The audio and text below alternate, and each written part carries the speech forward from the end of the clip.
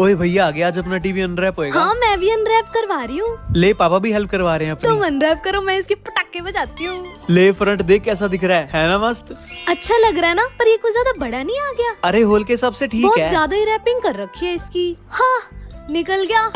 अब हम इसको अंदर रखवा रहे हैं बेड पे, इधर स्क्रू लगेंगे। देख पूरे बेड पे आ गया। देख स्क्रू लग गए इसके पीछे। देख यहाँ पे टीवी स्टैंड लगना भी स्टार्ट हो गया। ओए देख लग गया। अब हम इससे किसी भी एंगल में टीवी देख सकते हैं। चल साइड हो जा, हम टीवी लेके आ रहे हैं। बहुत बारी है। ओए ये तो झूल रहा है। अरे अभी सेट हो रहा है, ये देख।